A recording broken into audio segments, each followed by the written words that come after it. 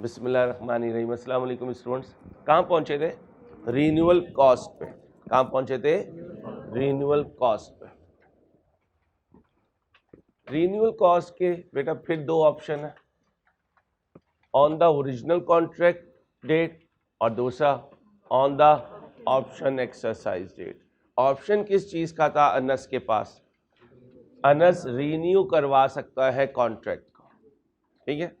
Renew जब करवाएगा तो कॉस्ट तो उसी वक्त पे करेगा, अभी तो नहीं पे करेगा।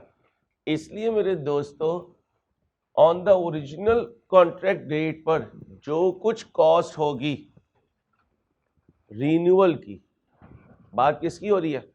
ओरिजिनल कॉस्ट की नहीं हो रही है, किसकी हो रही है? रीन्यूअल कॉस्ट की। तो ओरिजिनल कॉन्ट्रैक्ट डेट पर चाहे मिनिमल हो चाहे कंसिडरेबल हो, वो renewal cost original contract date पर रिकॉर्ड नहीं होगी। आगे चलें। अब आ गया ऑप्शन एक्सरसाइज डेट। या तो रीन्यूअल करवाएगा या रीन्यूअल नहीं करवाएगा। अब अगर रीन्यूअल करवाया तो फिर दो ऑप्शन है, या मिनिमल पे करेगा या कंसिडरेबल पे करेगा। अब अगर उसने रीन्यू नहीं करवाया तो ना मिनिमल पे की ना कंसिडरेबल पे की, तो कुछ भी रिकॉर्ड नहीं करेगा।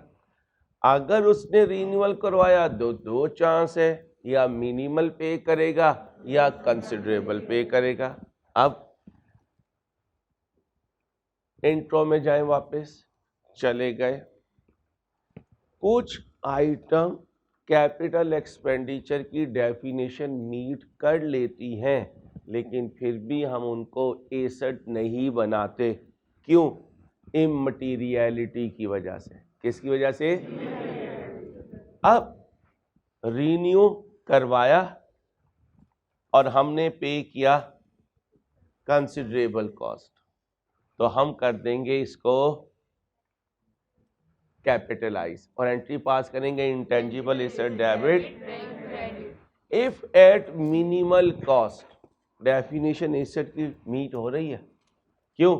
जब वो मिनिमल कॉस्ट देगा तो एक सर्टन पीरियड मजीद एसेट इस्तेमाल करेगा, यूजफुल लाइफ आ गई, लेकिन क्योंकि इममटीरियल है इसलिए स्टैंडर्ड कहता है इसे मैं एक्सपेंस आउट करूंगा और एंट्री पास करूंगा renewal expense debit bank credit. ये सारे रूल्स कौन बता रहा है? हाँ, IS 38 नवीद अंसारी ने। ये नहीं कह रहा नवीद अंसारी बता रहा है, कौन बता रहा है? और आप में से किसी का दिल चाह रहा है नहीं अंसारी इसको इधर कर दो, इसको इधर कर दो, तो ICAP कहेगा बेटा तू इधर आ जा, तू इधर चला जा। हाँ, अगली टाइम। वो मैंने बोला नहीं ना, अच्छे लफ्ज बोलने चाहिए, बुरे लफ्ज बोलने नहीं चाहिए। इसलिए प्लीज स्टैंडर्ड में आपने अपनी चौधराहट, ये घर नहीं है जहाँ पे बके हुए खाने पे आप दोबारा खाना बनवा लेते हैं। मैंने नहीं खाना, चलो मैं सीए ही नहीं करता। फिर बेचारी अम्मा उठती है और बिरयानी बनाती है कि बच्चे ने क्या करना है? सीए करना है। इसलिए थोड़ी सी अपनी जो कड़ियाँ हैं ना वो कम कर दो घर में। माई सुन रही है, आने वाली बताएगी तुम्हें। अब क्या है? अमोर्टाइजेशन का सीज होना। कब सीज हो जाएगी अमोर्टाइजेशन? भाई अमोर्टाइजेशन से पहले मेथड बताएं कौन कौन से हैं? Straight line, diminishing balance method, units of, और ये हम पहले भी कर चुके। और एंट्री पास करेंगे अमोर्टाइजेशन की, amortisation expense debit, accumulated amortisation credit, नहीं तो इंटेंजिबल एसेट को क्रेडिट कर देंगे। ओके हो गया। और अगर WDV पे इंटेंजिबल एसेट बनाएंगे तो फिर तो डेफिनेटली ये की एंट्री होगी क्या? Amortisation expense debit, intangible asset credit.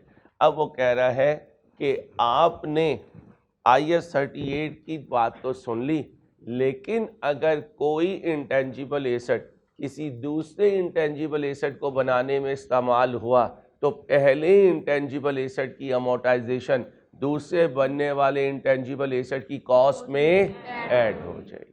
Okay.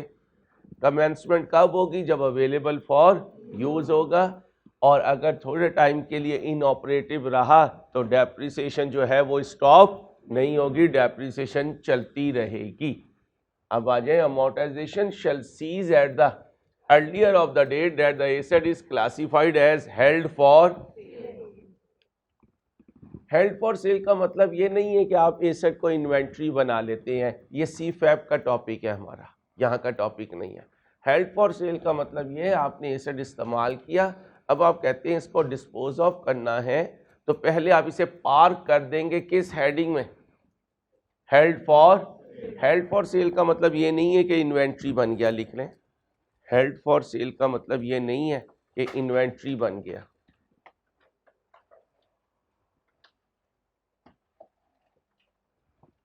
Held for sale का मतलब ये नहीं है कि इन्वेंट्री बन गया, ये भी एसेट की एक कैटेगरी होती है।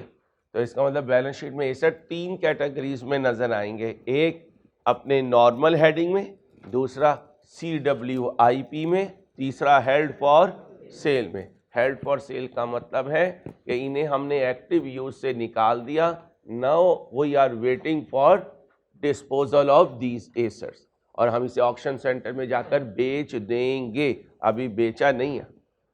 जैसे ही हम इनको हेल्ड फॉर सेल में डाल देंगे तो हम इनकी अमोर्टाइजेशन क्या कर देंगे, स्टॉप कर देंगे, या फिर वो एसेट क्या हो जाए, डी रिकॉग्नाइज हो जाए। डी रिकॉग्नाइज का मतलब हम उसे क्रेडिट कर दें due to any reason, due to any reason.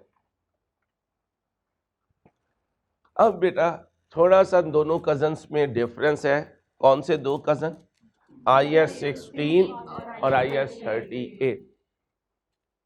Intangible asset की आपको आमतौर पे ओपन मार्केट नहीं मिलेगी कि आप निकलें और आपको एसेट्स की मार्केट नजर आ जाए, इनकी एक्टिव मार्केट रेयर होती है, ठीक। अब गौर से सुनिएगा, the residual value of N intangible asset with a finite useful life, यानी कि हम उसकी लाइफ डिटरमिन कर सकते हैं और हमने कर ली, shall be assume to be. कोई भी इंटेंजिबल एसेट है तो पहले इंस्टेंस में उसकी लाइफ कितनी अज्यूम करेंगे,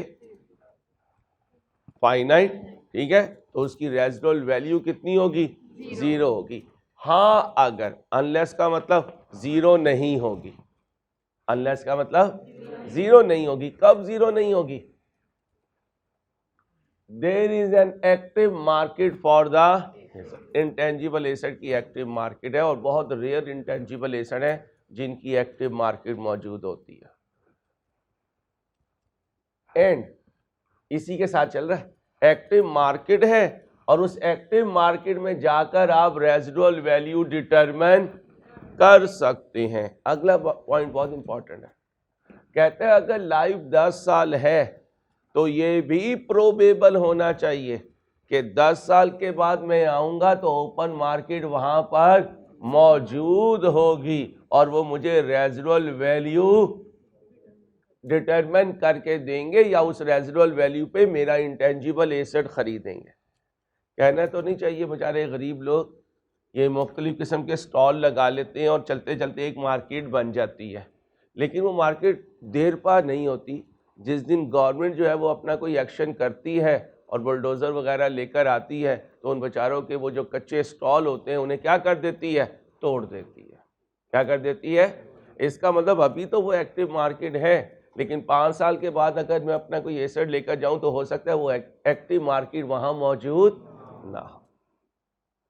जिन बच्चों को अल्लाह पाक ने हज उम्रे पर जाने की तौफीक दी है तो वो देखते हैं हरम की बैक साइड पे ये ब्लैक्स जो होते हैं अफ्रीकन, इन्होंने छोटे छोटे स्टॉल लगाए हुए होते हैं, ट्रॉलीज होती हैं, उसमें परफ्यूम या मुख्तलिफ किस्म की चीज़ें बेच रहे होते हैं। लेकिन जब वहाँ के बल्दिया वाले आते हैं तो आप देखें यही ब्लैक जो है अपने कंधे पे अपनी पोटियाँ बेचारे डाल के भाग रहे होते हैं और 2 मिनट के बाद वो एक्टिव मार्केट क्या हो जाती है, ख़त्म हो जाती है।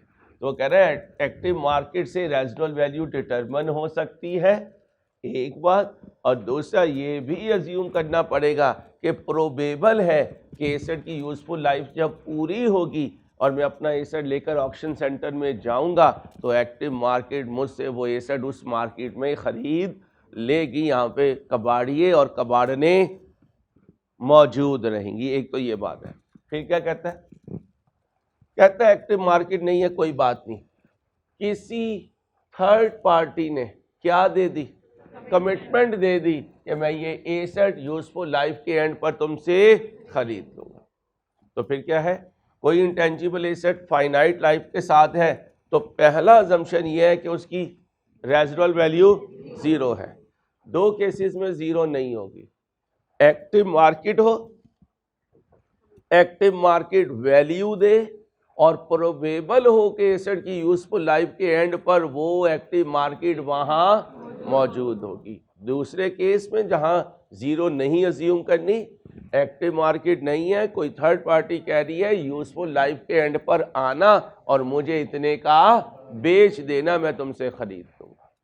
और अकाउंटिंग करते हुए हम पाकिस्तान में नहीं है तो फिर पूरी दुनिया में जो वर्ड्स दे दिए जाते हैं वो कमिटमेंट पूरी की जाती है, ऑल्दो अपने मतलब के लिए करते हैं। कोई इंसानी हमदर्दी वगैरह का एलिमेंट नहीं है, जानवर से भी बदतर है, जानवर से भी बदतर है। अभी आपने देखा फ़लस्तीन गज़ा में जो कर रहे हैं, उसके बाद कितनी ढटाई से लगे हुए हैं। कुत्ते उनके मर जाएं तो वो रोते हैं कि हम इंसानियत है, हमने गाड़ी रोक दी जी, परिंदे गुजर रहे थे।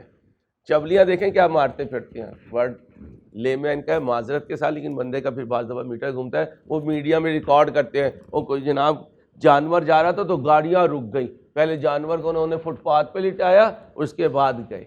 और सारी बकवासियात अपने तरीके की करते हैं, उनके लिए इंसान की कोई वैल्यू नहीं, खासकर अगर उसने कलमा पढ़ा हुआ है। हाँ, कलमा नहीं पढ़ा हुआ है फिर तो वो उनके लिए हेलीकॉप्टर पे भी ले जाते हैं एक एक बंदे को। आपने देखा कितनी दफ़ा यहाँ पे कुछ होने लगा तो हेलीकॉप्टर आए और हेलीकॉप्टर पे ले गए। जिसकी ताकत है भाई सीखवा वही सिकंदर, अल्लाह हदायत दे, हदायत नहीं नसीब में तो अल्लाह इन्हें बर्बाद करे जैसे इन्होंने मुसलमानों को बर्बाद किया। आगे मेरे बच्चों रेजिडुअल वैल्यू हो गई, नेक्स्ट आ जाए रेजिडुअल वैल्यू। क्या बात हो गई? Residual value. अब ज़रा ध्यान से, या तो इनडेफिनाइट होगी और या इनडेफिनेट लाइफ है तो रेजिडुअल वैल्यू कैसे डिटरमिन करनी है? फाइनाइट है तो रेजिडुअल वैल्यू, ये देखिए फाइनाइट वाला केस तो मैंने करवा दिया। याद रखना जब लाइफ ही इनडेफिनिट होगी तो रेजिडुअल वैल्यू डिटरमिन ही नहीं होगी, नॉट एप्लीकेबल। इस पे अप्लाई नहीं होता। इस पे कैसे अप्लाई होता है सिखा दिया मैंने आपको। एक्टिव मार्केट है, एक्टिव मार्केट नहीं है। एक्टिव मार्केट है तो एक्टिव मार्केट से ले लें, एक्टिव मार्केट नहीं है तो क्या करें? Any commitment from third party, no commitment from third party. Commitment आ गई तो जो कमिटमेंट आई है वो वैल्यू ले लीजिए, और अगर कमिटमेंट नहीं आई तो कितनी अस्यूम करें? जी एक्टिव मार्केट क्या होती है? मसलन मेरे भाई मैं ये एलसीडी एलईडी लेने गया तो इनकी दुकानें मौजूद हैं हाल रोड पे और लाइन सीन है, तो इसका मतलब इसकी एक्टिव मार्केट लाहौर में मौजूद है। ठीक है, मैं कोई क्रेन लेने गया, ये जो मकान बनाने के लिए बड़ी बड़ी क्रेन्स यूज होती है ना, तो देखा तो पूरे लाहौर में इसकी कोई मार्केट नहीं है, कोई नंबर ऑफ सप्लायर मौजूद नहीं है, ना इन पर्सन मौजूद है ना नेट पे मौजूद है, तो हम क्या कहेंगे? इसकी एक्टिव मार्केट मौजूद नहीं है। एक्टिव मार्केट इकोनॉमिक्स का कॉन्सेप्ट है, इसका मतलब ये होता है कि पार्टिसिपेंट्स मौजूद हैं और मार्केट के पार्टिसिपेंट्स दो होते हैं, एक बायर और एक, जिस आइटम के बायर सेलर एक सर्टेन नंबर में मौजूद हो तो हम कहते हैं इसकी एक्टिव मार्केट मौजूद है। कोरोना के बाद एक्टिव मार्केट इन पर्सन से निकलकर जो है वो सोशल मीडिया पे नेट पे भी जा चुकी है। अब एक नेट पे मार्केट मौजूद होती है और एक इन पर्सन होती है, और आहिस्ता आहिस्ता इन पर्सन का रिवाज क्या होता जा रहा है? कम होता जा रहा है। जैसे हमारे कॉलेजेस में अब फिजिकल स्टूडेंट कम होते हैं और पाकिस्तान से ऑनलाइन स्टूडेंट्स ज़्यादा होते हैं, तो एक क्लास एक टीचर पढ़ा रहा होता है, बाकी सारे बच्चे अपने कहाँ डाल रहा होता है? ऑनलाइन में डाल रहा होता है। इसका मतलब कौन सी मार्केट मौजूद है? दो, इन पर्सन भी मौजूद है और ऑनलाइन मार्केट भी मौजूद है। क्लियर भाई? आगे आ जाए भाई। The amortization period and the amortization method for an intangible asset with a finite useful life shall be reviewed at least at each financial year end. ये पहले भी सिखा चुका हूँ, कहाँ? इंट्रो में। अकाउंटिंग एस्टीमेट एट लीस्ट कब review होने चाहिए? At the end of each financial year. और अगर उसमें कोई तब्दीली करनी हो तो आप अमोर्टाइजेशन मेथड भी चेंज कर सकते हैं, रेट भी चेंज कर सकते हैं, रेजिडुअल वैल्यू भी चेंज कर सकते हैं, यूजफुल लाइफ भी चेंज कर सकते हैं। Change in estimate life from finite to indefinite. Good news, bad news. Good news कैसे? मैं आप बैठे हुए हैं, हमारा अंदाज़ा है कि अगर अल्लाह ने हमें एवरेज ज़िंदगी दी तो कोई 70-80 साल की हमारी एवरेज ज़िंदगी होगी। अल्लाह सबकी उम्रों में बरकत दे। आज अल्लाह पाक ऐलान कर दें FAR2 राइस के स्टूडेंट बमा टीचर ये लामहदूद ज़िंदगी गुजारेंगे, तो बताओ good news bad news? Good news. कैसे? फाइनाइट से कहाँ चले गए? हर एसर जिसे कहा जाए तेरी 20 साल ज़िंदगी और बाद में कहा जाए नहीं होए जी अभी तेरी लाइफ ही नहीं डिसाइड हुई, तो क्या करेंगे? क्या करेगा? खुश होगा। तो ये गुड न्यूज़ होती है। आ जाओ जरा, तीसरा जुमा है, ऐलान हो गया। ना करूं ना ऐलान? इनडेफिनिट से कहां गए? फाइनाइट में। तो ये गुड न्यूज़ नहीं है, क्योंकि जितनी भी लाइफ हो फाइनाइट वो कहीं ना कहीं जाके तो ख़त्म हो जाएगी। फाइनाइट से इनडेफिनिट लाइफ पे जाते हुए IS 38 ने कुछ डिफाइन नहीं किया, क्योंकि ये रियलिटी के दूर है। ये रियलिटी से, क्योंकि आपने एक वैल्यू डिटरमिन कर ली कि इतनी लाइफ है, तो बहुत रेयर चांस है कि आप कहेंगे नहीं यार अब तेरी लाइफ डिटरमिन नहीं हो सकती। इसलिए 38 ने इसे एक्सप्लेन नहीं किया। मैंने इसलिए यहाँ पे एक्सप्लेन किया कि अगर MCQ आ जाए तो आपको पता हो कि स्टैंडर्ड इस पर साइलेंट है। हाँ, स्टैंडर्ड ने इसे डिफाइन किया, कहते हैं अभी ऐसे हालात हैं कि वैल्यू लाइफ की डिटरमिन नहीं हो सकती कि कितनी ज़िंदगी होगी। आगे चल के चीज़ें आपके सामने क्लियर हुई, कई फैक्टर्स स्क्रीन पर आए जिसने आपको प्रमोट किया, फोकस करवाया और आपने इनडेफिनिट से फाइनाइट लाइफ डिटरमिन कर ली। एक्सप्लेन बाय 38 और इसे कहते हैं चेंज इन अकाउंटिंग एस्टीमेट। क्या कहते हैं? Change in accounting estimate. अच्छा, एक और बात याद रखना, अगर किसी एसेट को ये कह दिया जाए कि तेरी लाइफ इनडेफिनिट से फाइनाइट पे चली गई है, तो ये एक तरह की उसकी इम्पेयरमेंट भी कहलाती है। क्या कहलाती है? तो किसी एसेट की लाइफ का इनडेफिनिट से फाइनाइट पे चले जाना ये इम्पेयरमेंट की एक इंडिकेशन होती है। लिखने, it's a indication of impairment. यहाँ लिखें, it's a indication of impairment.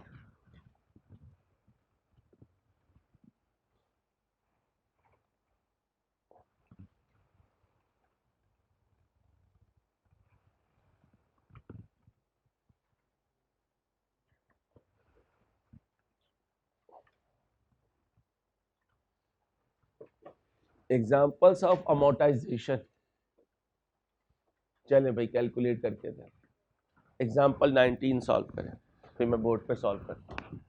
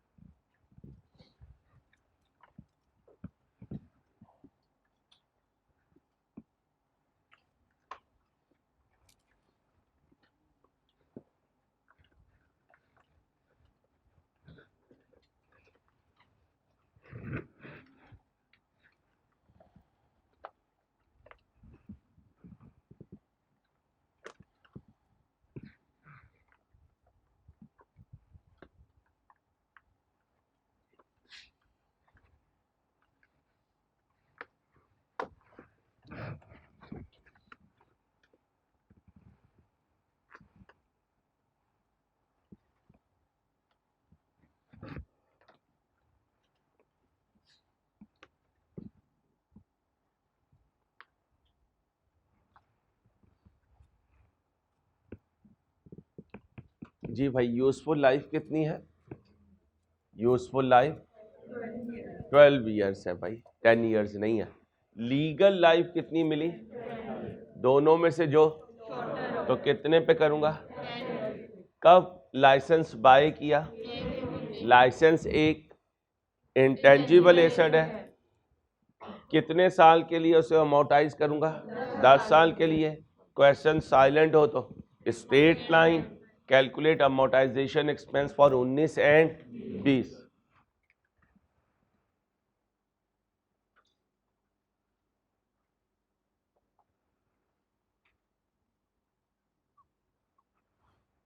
ING कितनी कॉस्ट है? 2 लाख। कोई रेजुअल वैल्यू है? डिवाइडेड बाय 10, अगले साल भी -0/10। आंसर जी 20,000 और नेक्स्ट ईयर भी 20।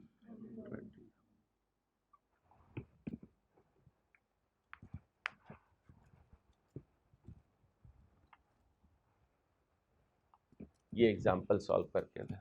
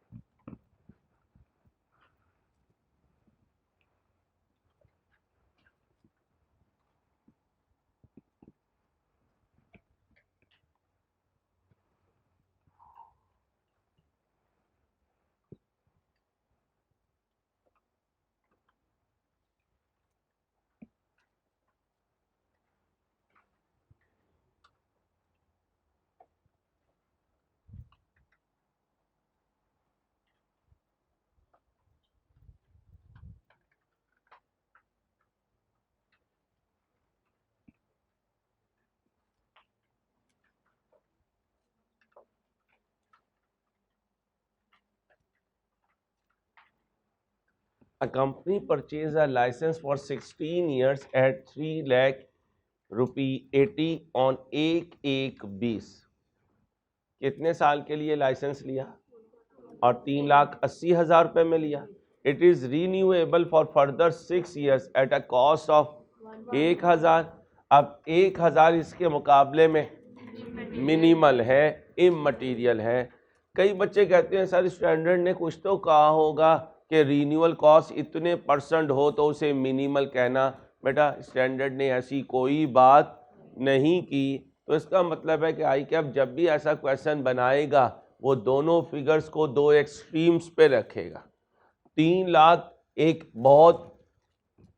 एक साइड की एक्सट्रीम है और ये लोएस्ट साइड की एक्सट्रीम है। तो आपको इसमें डिफाइन करने में, डिसाइड करने में कोई इशू नहीं होगा कि ये मिनिमल है या नहीं। अब मुझे बताएं अनस भाई जिस वक्त लाइसेंस बाय करेंगे 1/1/20 को, उस दिन ये रीजनेबल अश्योरेंस इनके पास होगी कि ये रीन्यू करवाएंगे या नहीं करवाएंगे? होगी। किस वजह से? मिनिमल कॉस्ट की वजह से। अब बताएं इनकी लीगल लाइफ कितनी है? 16 और 6 22। और क्या मौजूद नहीं है? यूजफुल लाइफ क्वेश्चन में नहीं है। याद रखिएगा जैसे इंट्रो में कहा था कि नॉर्मल गुड्स की NRV क्वेश्चन में नहीं होती। अगर हो भी तो हमारा गालिब गुमान होता है कि वो NRV कॉस्ट से ज़्यादा होगी, इसलिए हम दोनों में से लोअर किसे रखा करते थे? कॉस्ट को।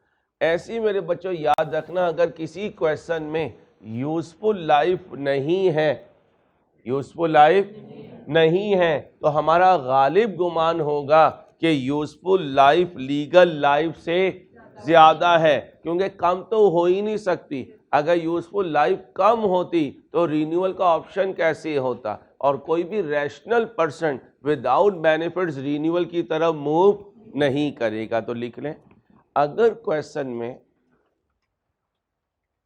रेजिडुअल वैल्यू यूजफुल लाइफ ना हो, अगर क्वेश्चन में क्या कहा? यूजफुल लाइफ ना हो तो ये अज्यूम किया जाता है कि यूजफुल लाइफ लीगल लाइफ से ज़्यादा है। तो ये अज्यूम किया जाता है, बोलें क्या अज्यूम किया जाता है? यूजफुल लाइफ लीगल लाइफ से ज़्यादा है। अब बताएं जी कितनी कॉस्ट है? 3,80,000। कोई रेजिडुअल वैल्यू है? कितने पर अमोर्टाइज करूं जी? 16 और 6 22 पर। यूजफुल लाइफ ज्यादा है और लीगल लाइफ 22 कम है, तो लीगल लाइफ पर हमने इसको अमोर्टाइज किया। किस साल में? 20 में। क्या आंसर आया जी? 13640। 21 की भी पूछी है, आ जाए जी 21 पे भी सेम आंसर आएगा।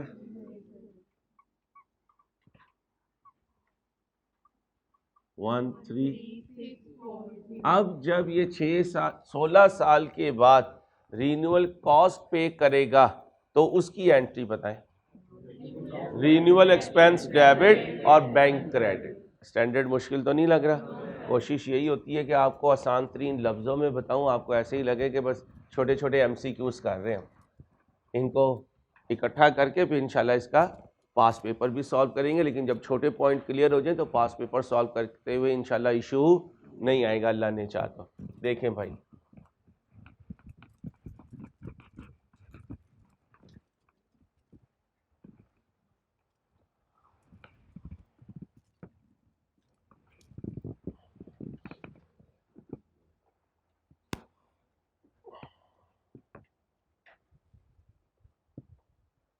जी भाई लाइसेंस कब लिया? 1/1/9 को। कितने का लिया? It can be renewed for further 2 years bye paying ₹60,000। अब बताएं 1 लाख के मुकाबले में 60,000 मिनिमल है, कंसिडरेबल है? कंसिडरेबल है तो इसका मतलब ओरिजिनली ये कितने पर चलेगा? 4 साल पे। 4 साल पे चलेगा। अब आकर रिन्यूअल की कहानी बता रहा है। Pass general entries for the year 9, 10, 11, 12, 13, 14 assuming it was renewed on 1/1। अब 1/1/13 को जब रीन्यू करवाएगा तो मिनिमल कॉस्ट पे करके या कंसिडरेबल? कंसिडरेबल कॉस्ट पे करेगा तो क्या करेगा? कैपिटलाइज करेगा। कितनी अमाउंट को? 60,000 को। मजीद कितने साल इस्तेमाल करना है? 2 साल। तो इसको अमोर्टाइज करेगा 2 साल और 1 लाख को अमोर्टाइज करेगा 4 साल पे। कर दीजिए अमोर्टाइजेशन एक्सपेंस बता दीजिए। जनरल एंट्रीज पूछी हुई है, चलें। सबसे पहले बाय कब किया? 1/1/19 को। आए जी 1/1/9 को। लाइसेंस है, क्या है? लाइसेंस। लाइसेंस डेबिट और बैंक क्रेडिट। कितने से? 1 लाख।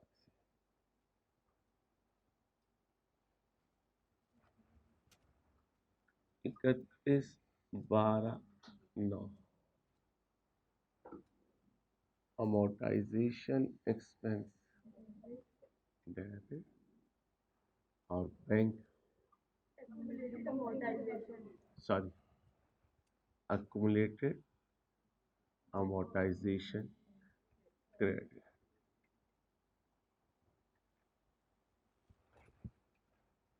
1 लाख कोई रेजिडुअल वैल्यू नहीं है। लाइसेंस की वैसे भी रेजिडुअल वैल्यू नहीं होती है भाई, लाइसेंस की कोई रेजिडुअल वैल्यू, क्योंकि आप लाइसेंस का एक परमिट ले रहे होते हैं और बाद में वो परमिट आप क्या कर देते हैं? वापस कर देते हैं। आपके पास राइट नहीं होता कि आप जाके उस लाइसेंस को बेचते फिरें। लाइसेंस आमतौर पर रेगुलेटरी अथॉरिटीज इशू कर रही होती है। डिवाइडेड बाय कितनी लाइफ है? 4। कितना आंसर आया? 25,000। आपकी इजाजत हो तो एज अबव लिख दो। कितने साल?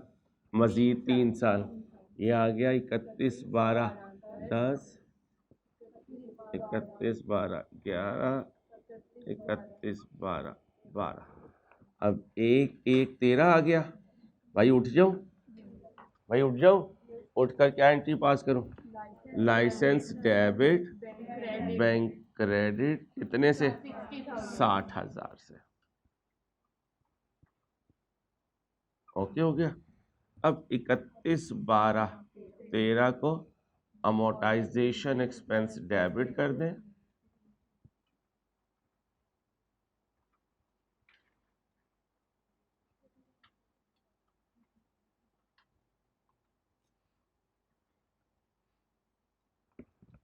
$60,000 डिवाइडेड बाय 2।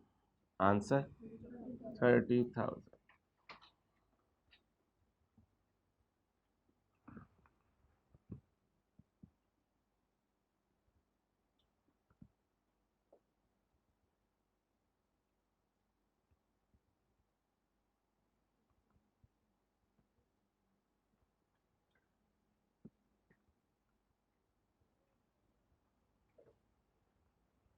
कितने से?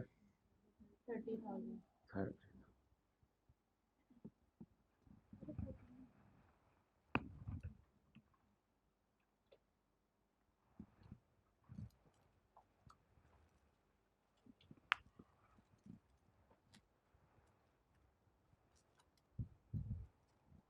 ओके ओके भाई, आगे चलें भाई,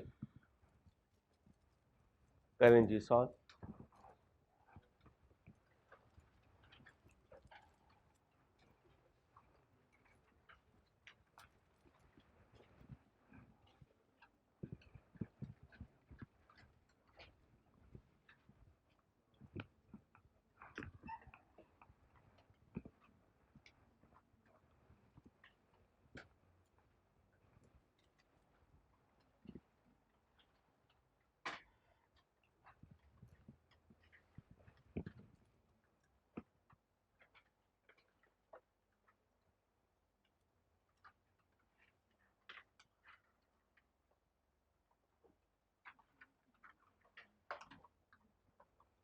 जी भाई, लाइसेंस कब खरीदा है?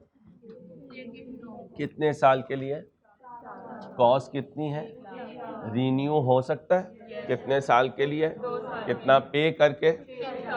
अब 1 लाख के सामने 6,000 मिनिमल है।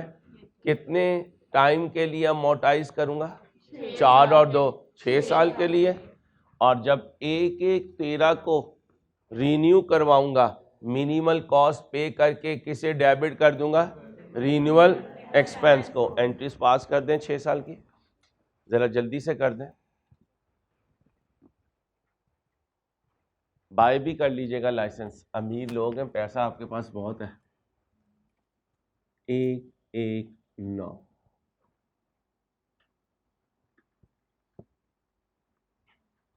लाइसेंस डेबिट बैंक क्रेडिट कितने से? 1 लाख से। हाँ, वो तो 4 साल के बाद पे करेंगे, ठीक है बेटा। जिस वक्त लाइसेंस लिया उस वक्त तो हमने 1 लाख ही पे किया। 31/12/9 को अमोर्टाइजेशन एक्सपेंस क्या कर देंगे? डेबिट। अमोर्टाइजेशन एक्सपेंस डेबिट और accumulated amortisation credit. 1 lakh divided by 6 कितना बना? 1,667। जान की अमान पाऊं तो एज ऑफ अबव लिख दूं? चले जी, जान की अमान दे दी बच्चों ने। 31/12/10 11 31/12/12 सुबह उठ जाए 1/1/13 रीन्यूअल कॉस्ट पे कर दें, क्योंकि मिनिमम है तो किसे एक्सपेंस को डेबिट करने? Renewal expense. Renewal expense debit और बैंक क्रेडिट कितने से? 6,000। 31/12/13 को अपनी रूटीन के मुताबिक amortisation expense debit accumulated amortisation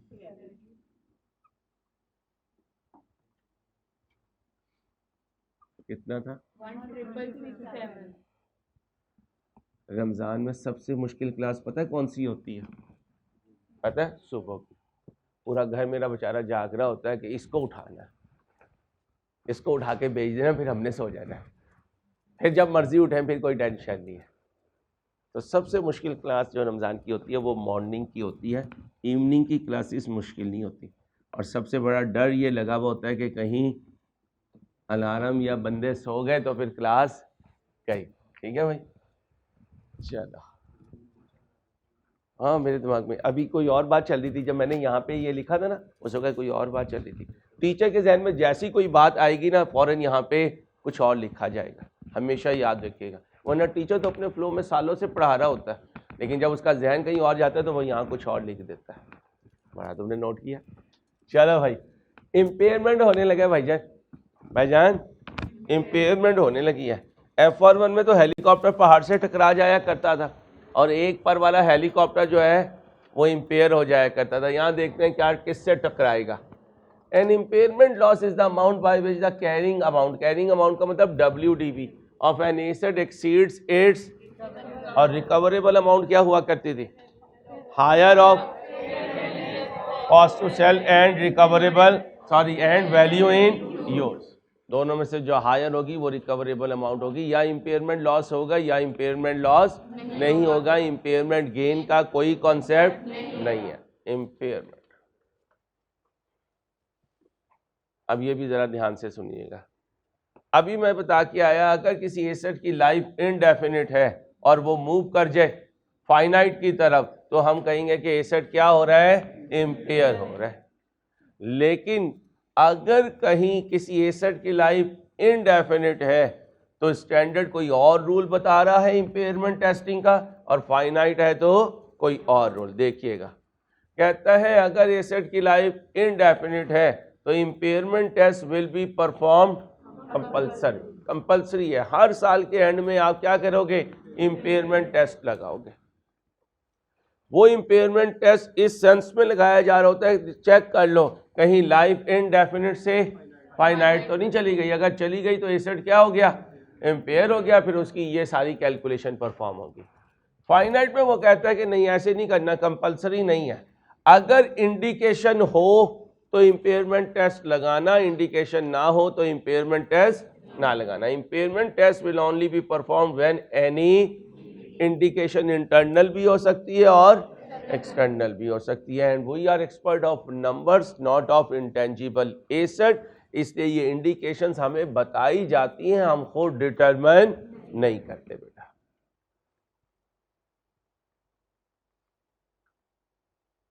कहता है एक निशानी ये भी है, क्या निशानी है, एक्टिव मार्केट थी और बाद में उस इंटेंजिबल एसेट की एक्टिव मार्केट नहीं रही, ये भी इंडिकेशन है कि क्या हो गई, इम्पेयरमेंट हो गई। दूसरा, इनडेफिनिट लाइफ से कहां चला गया, फाइनाइट लाइफ। एक्टिव मार्केट क्या होती है, या तो एग्जिस्ट करेगी और या एग्जिस्ट, और एग्जिस्ट क्यों नहीं करेगी, यूनिकनेस की वजह से। नाराज ना होना, ये जितने मेरे शहजादे बैठे हुए हैं ये अपनी अम्मा के पाकिस्तान के नए कायदे आजम हैं, और जो अम्मा की नजर में तुम हो वो दुनिया में कोई और नहीं है। ये अब्बा की दुलारियां बैठी हुई हैं, ये जो अब्बा की बुक्स में है, अब्बा की बुक्स में इनसे ऊपर कोई नहीं है। और तो तुम कहते हो कि अब्बा की प्रेडिक्शन गलत है, ये कहती होंगी अम्मा की प्रेडिक्शन गलत है। तो अम्मा अब्बा ने अजीब ही जो है ना पॉलिटिक्स शुरू की हुई है, घरों के अंदर मसले खराब हो रहे हैं। तो तुम कौन हो, कट पीस। उस कट पीस को क्या कहते हैं, यूनिक पीस, और यूनिक पीस की मार्केट नहीं होती।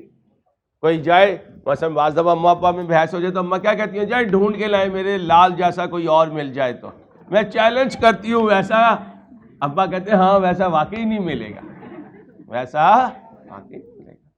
और ये किचन में बर्तन तोड़ के फेंक के अब्बे के पीछे छुपती हैं, फिर अब्बा इन्हें कह रहा होता है जाओ ढूंढ के लो ऐसी कोई बच्ची जैसी मेरी बच्ची है, क्योंकि ऐसी बच्ची भी मार्केट में नहीं मिलेगी। ये भी कट पीस है। चलो हाँ, सब तोड़ती है बेटा, हर घर की एक ही हालत है। मैं भी बाप हूँ, मुझे भी पता है कहाँ मैं अपनी बच्चियों को बचाता हूँ। आगे चलो भाई, मे एग्जिस्ट टैक्सी का लाइसेंस पाकिस्तान में, तो जिसके पास साइकिल भी है पीछे 4 पहिए लगाए और टैक्सी बना दे, मोटरसाइकिल है पीछे 6 पहिए लगाए तो चिंची बना दे, लेकिन पूरी दुनिया में इसके लाइसेंस इशू होते हैं। और लाइसेंस के बगैर, टैक्सी लाइसेंस परमिट के बगैर कोई रूट पर पब्लिक ट्रांसपोर्ट के तौर पे अपनी कार यूज़ नहीं कर सकता। फिशिंग लाइसेंस होता है, पाकिस्तान की तरह नहीं कहीं पे भी कांटा लिया और बैठ गए और मछलियाँ पकड़ना शुरू कर दी, पूरी दुनिया में इसका भी लाइसेंस होता है। पाकिस्तान की तरह नहीं, जो दिल चाह बनाना शुरू कर दिया। दुनिया में पहले कोई चीज़ बनाने के लिए प्रोडक्शन का लाइसेंस, जिसे कहते हैं प्रोडक्शन कोटाज, लेने पड़ते हैं। तो ये इंटेंजिबल एसेट्स हैं। क्या है? Intangible asset. एग्जिस्ट नहीं कर रहा तो कोई टेंशन की बात नहीं है। कौन कौन सी आइटम है जिनकी मार्केट एग्जिस्ट नहीं कर रही होती है? Brands, newspaper methods, music and film publishing rights, patents, trademark. ये ओपन मार्केट में नहीं होते कि जहाँ से हम खरीद कर ले आए। हाँ, उनकी मार्केट चलती है और वहाँ पे जाके आप अप्लाई करते हैं। जब तक लिमिट पूरी ना हो आप इनके लिए जाकर रेगुलेटरी अथॉरिटी से चीज़ों को ले सकते। तो आमतौर पे इनकी मार्केट एग्जिस्ट करती है और यहाँ मार्केट एग्जिस्ट नहीं करती। किसकी वजह से? यूनिकनेस की वजह से, क्योंकि हर ब्रांड इमेज यूनिक होती है और ऑर्गेनाइजेशन टू ऑर्गेनाइजेशन इमेज क्या कर रही होती है? वेरी कर रही होती है। इसलिए तो इनको रिकॉग्नाइज करने के लिए अलाउ नहीं किया जाता कि इसको बिजनेस से क्या नहीं किया जा सकता, सेपरेट नहीं किया जा सकता। ये आइडेंटिफिएबल नहीं होते। आगे आ जाए बेटा, थोड़ी सी समरी देने लगा हूँ, फिर इंशाल्लाह पास पेपर की तरफ जाऊंगा। When research expense incurred, entry बताएं, बुक से नहीं देखनी, इतने खूबसूरत नहीं होता हूँ, 2 नंबर ही कर रहे हैं। मैं भी कहूँ सुबह से जवाब कैसे आ रहे हैं? बोलो, रिसर्च एक्सपेंस की entry. When development expense incurred not meeting criteria, ठीक है। आगे, when development expense incurred meeting criteria, इसको डेवलपमेंट एसेट भी बाज दफा लिख लेते हैं, लेकिन आप वही लिखा करें, इंटेंजिबल एसेट CWI।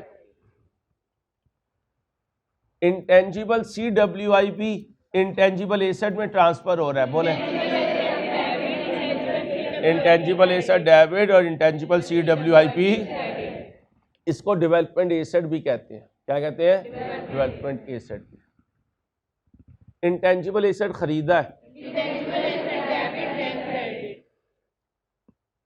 अब जरा ध्यान से, ये अपना मुदस्सिर वेस्टकोट पहन के आया है, कॉटन का सूट पहन के आया है, चाचा के इफ्तारी करने गया है। उन्होंने कहा क्या कर रहे? उन्होंने कहा जी CA कर रहा। उन्होंने कहा मेरे साथ चल टोरंटो, आज से तू मेरा बेटा, आज से तू मेरा बेटा। अब ये कर रहा था यहाँ पर कारोबार भी और CA भी, और इसने मेरे जैसे और ये 4 आंखों वाले जैसे और अनस जैसे बंदों को एज अ साइंटिस्ट किस पे लगाया? बता, रिसर्च एंड डेवलपमेंट। ये आया मेरे पास, कहते हैं अंसारी वो जो तुम्हारी गारमेंट्स फैक्ट्री है बेचनी है। मैंने कहा खैर है। कहता है पैसा ही बड़ा है। क्या कहता है? पैसा ही बड़ा है। मैंने कहा यार मैं तो एक नया लिबास लाने की रिसर्च में लगा हुआ हूँ, वो एक दफ़ा सिलेगा उसके बाद धोने की ज़रूरत नहीं होगी, उसे पहन के ही जाएंगे वापस। कहता है चल अंसारी वो जो रिसर्च तुम करवा रहे हो वो कंप्लीट हो गई? मैंने कहा नहीं अभी तो प्रोसेस में है। कहता है नो प्रॉब्लम, मैं खरीद लेता हूँ, मैं खरीद लेता हूँ। क्या? In process research. क्या? मैं जब वो रिसर्च के फेस में हूँ तो जितना खर्चा किया होगा मैंने उसे क्या किया होगा? Expense out. क्या किया होगा? लेकिन ये जब उसे खरीदेगा तो एक्सपेंस आउट नहीं करेगा, ये उसे एसेट समझेगा। क्या समझेगा? तो अगर कोई कंपनी किसी दूसरी कंपनी की in process research activity by कर ले कुछ पैसे देकर और उससे आगे खुद रन करे, तो जहां खड़े होकर वो बाय करेगा तो ओरिजिनल पार्टी ने तो उसे एक्सपेंस आउट किया होगा, लेकिन बाइंग पार्टी उसे क्या समझेगी? Asset समझेगी, asset समझेगी। और उससे आगे जाकर जब ये अपनी टीम उस पर डिप्यूट करेगा तो वो इस रिसर्च को आगे बढ़ाएंगे। जब आगे बढ़ाएंगे तो ये देखेंगे कि कौन सा जोन चल रहा था। अगर रिसर्च जोन चल रहा था तो मुद्दस्सिर की टीम बाय करने के बाद जो पैसे लगाएगी मुद्दस्सिर उसे एक्सपेंस आउट करेगा, और अगर बुरी वाली डेवलपमेंट हुई फिर भी एक्सपेंस आउट करेगा, और बाय करने के बाद अगर अच्छी वाली डेवलपमेंट करेगा तो इसे कैपिटलाइज करेगा और CWIP को डेबिट करेगा। तो जो भी इन प्रोसेस R&D बाय किया जाता है उसे इंटेंजिबल CWIP कहा जाता है। क्या कहा जाता है? और जब वो इंटेंजिबल CWIP हाथ में आ जाता है तो इस पे खर्चा होना शुरू होता है। अब वैसे ही रिकॉर्ड होगा जैसे मैं आज सिखा कर आया हूं। रिसर्च वाला सारा एलिमेंट एक्सपेंस आउट करेगा, बुरी वाली डेवलपमेंट एक्सपेंस आउट करेगा, अच्छी वाली डेवलपमेंट कैपिटलाइज करेगा। तो फिर एक कीमत उसने दी होगी वो भी कैपिटलाइजेशन में पड़ी हुई है, अच्छी वाली डेवलपमेंट को भी कैपिटलाइज करेगा। जब ये कंप्लीट हो जाएगा तो इंटेंजिबल को डेबिट करेगा, इंटेंजिबल CWIP को क्रेडिट करेगा। इंटेंजिबल CWIP डेबिट और बैंक क्या किया इसने? परचेज किया। क्या? In process R&D। अच्छा, खरीदते हुए सेलिंग पार्टी ने चाहे रिसर्च की हुई है या बुरी वाली डेवलपमेंट की हुई है, खरीदने वाला उसे क्या समझेगा? एसेट समझेगा। ओके, एक और बात याद रखिएगा, इम्पेयरमेंट कंप्लीट इंटेंजिबल एसेट की भी हो सकती है और इम्पेयरमेंट इंटेंजिबल CWIP की भी हो सकती है। लिखने इंटेंजिबल एसेट कंप्लीट हो जाए फिर भी इम्पेयरमेंट हो सकती है।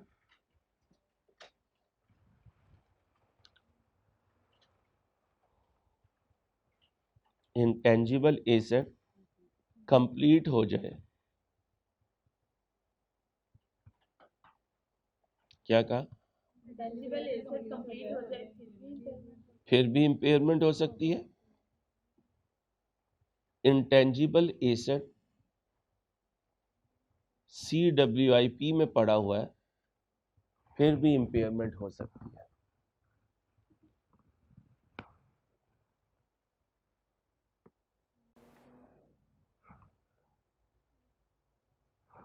अब क्या हुआ भाई?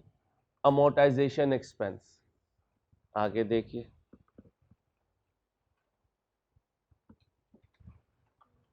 जी भाई अमोर्टाइजेशन एक्सपेंस की एंट्री बोले। ओके हो गया। इम्पेयरमेंट लॉस हो गया भाई। अब बताएं इम्पेयरमेंट लॉस कंप्लीट इंटेंजिबल का होगा या CWIP का भी हो सकता है? दोनों का हो सकता है। पढ़े भाई, इम्पेयरमेंट सिखाने लगा।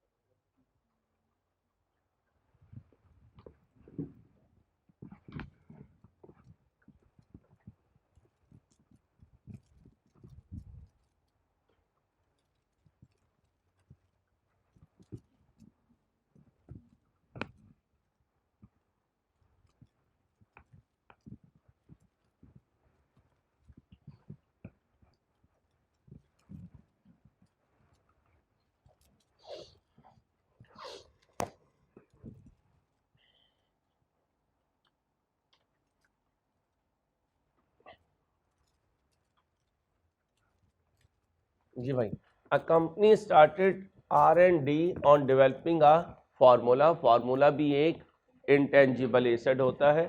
Detail of cost incurred are as follow. 1/1/18 से 31/12/18 तक कितनी कॉस्ट हुई? 2,40,000। कैपिटलाइजेशन करने का क्राइटेरिया कब मीट हुआ?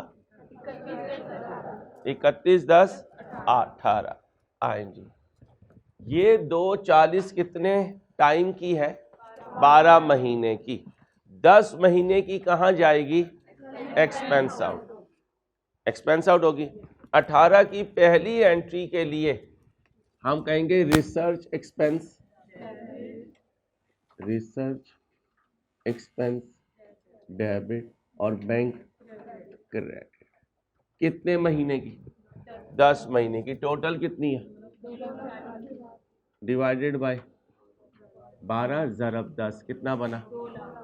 ये 2 लाख कहाँ चला गया? R&D में एज अ एक्सपेंस। ओके हो गया।